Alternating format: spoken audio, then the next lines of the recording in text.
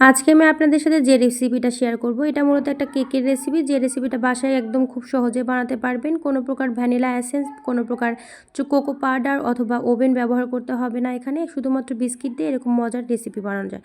তাহলে চলুন শুরু করা যাক আজকের ভিডিও।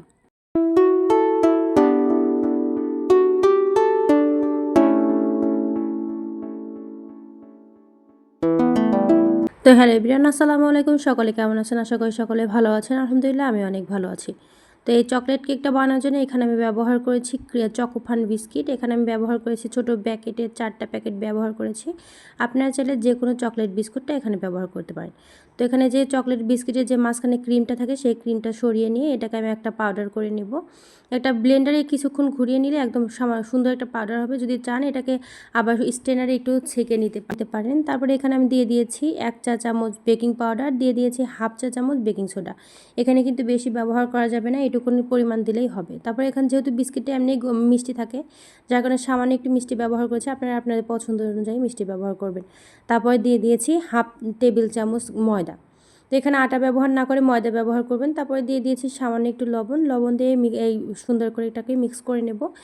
তো এটাকে মিক্স করে নেওয়া হয়ে গেলে এখানে আমি আগে থেকে গরম দুধ করে একটু ঠান্ডা করে রেখেছিলাম। তারপরে এখানে আমি 1 কাপ দুধের অর্ধেক পরিমাণ দুধটা আমি এখানে দিয়ে দিয়েছি। দিয়ে এটাকে সুন্দর করে মিশিয়ে নেব। আর মিশিয়ে নেওয়ার ক্ষেত্রে কিন্তু যখন একটু কম বেশি হতে পারে, অনেকের ক্ষেত্রে বিস্কিটের কম বেশি পরিমাণে একটু কম বেশি হতে পারে, যার কারণে একটু কনসিস্টেন্সিটা দেখে নেবেন। তো এখানে আমার 1 কাপের একটু বেশি দুধ লেগেছে। এখানে আপনারা চাইলে গুঁড়ো দুধটা পানির সাথে গুলিয়ে সেটা ব্যবহার করতে পারেন। আবার চাইলে এখানে পানি ব্যবহার করে গুঁড়ো দুধ আলাদা করে ব্যবহার করতে পারেন, এতে কোনো সমস্যা নেই। তো এটা কিন্তু সুন্দর করে মিক্স করে নিতে হবে। এটা মিক্স করে নেওয়ার পরে আপনারা চাইলে এটাকে একটু স্ট্রেনারে করে আবার একটু ছেঁকে নিতে পারেন, এতে করে কোনো প্রকার লাম্পস ভিতরে থাকবে না বা বেকিং পাউডার অথবা বেকিং সোডার কোনো দলা পাকানো থাকবে না। তো এটাকে আমি সামান্য 10 মিনিটের জন্য রেস্টে রেখে দিই। এখন আমি যে বাটিতে কেকটা সেট করব সেটাতে একটু সামান্য তেল মেখে নেব। তেল মেখে নিয়ে আমি আগে থেকে পেপার কেটে রেখেছিলাম। আর যদি বেকিং পেপার না থাকে তাহলে আমার মতো এরকম পেপার কেটে নিয়ে সেটা ব্যবহার করবেন। তো ওখানে আমি যে বাচ্চাদের যে লেখার খাতা আছে আমি সেটাই ব্যবহার করেছি। তো আপনার যদি বেকিং পেপার থাকে তাহলে কিন্তু ওইটাই ব্যবহার করবেন, ওটা করা অনেকটাই নিরাপদ। তো এখানে আমি কাগজটা আমি সাইড দিয়েও দিয়ে দেবো, যাতে করে কেক ওঠানোর সময় যেন কোনো প্রকার সমস্যা না হয়। তো আপনারা অবশ্যই চেষ্টা করবেন সাইড দিয়ে দিয়ে দেওয়ার, তাহলে দেখা যায় যে কেকটা ওঠাতে অনেক সুবিধা হয় আর কি। তো এখানে আমি আগে থেকে যে কেকের যে মিক্সচারটা রেখেছিলাম সেটা এখন এর মধ্যে দিয়ে দেবো। দিয়ে দেওয়ার পরে দেখা যাবে যে এখানে কিন্তু আমি ওই একটু কিন্তু ছেঁকে নিয়েছিলাম, এটা আসলে ক্যামেরাতে দেখাইনি আমি এটা। তা আপনারা অবশ্যই চেষ্টা করবেন একটু ছেঁকে নেওয়ার। তারপরে আমি এখানে চকলেট বিস্কিট নিয়ে সেটাকে একটু ছোটো ছোটো করে দিয়ে ভিতরে দিয়ে দিয়েছি। তো এখানে আপনারা চাইলে এই বিস্কিটটা স্কিপ করে চকো চিপস দিয়ে দিতে পারেন। যাদের কাছে চকো চিপস আছে তারা অবশ্যই এখানে চকো চিপ ব্যবহার করবেন। তারপর এটাকে আমি একটা চামচের গোড়া দিয়ে এটাকে আমি ভিতরে ডুবিয়ে দেবো, যাতে করে ভিতরে চলে যায় আর কি।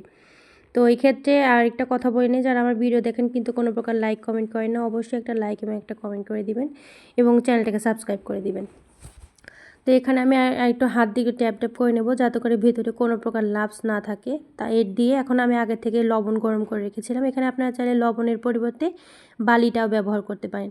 তো গরম করার পরে এটা আমি বাটিতে দিয়ে তারপরে একটা কাঁচের একটা ঢাকনা দিয়ে মুখ লাগিয়ে দিয়েছি। তারপরে এখানে আবার অ্যালুমিনিয়ামের যে একটা ঢাকনা, এই কড়াই সেটাই আমি দিয়ে দিয়েছি। তো আমি সবসময় বেক করার সময় এই কড়াইটাই ব্যবহার করি। তো এখানে আমি 1 ঘন্টা পরে একদম লো হিটে দিয়ে আমি কেকটা বানিয়ে নিয়েছি। তো 1 ঘন্টা পরে আমি দেখে দিচ্ছি, দেখেন কেকটা একদম পারফেক্ট হয়েছে। এখন এটাকে উঠিয়ে নিয়ে সুন্দর করে পিস পিস করে সার্ভ করার পালা।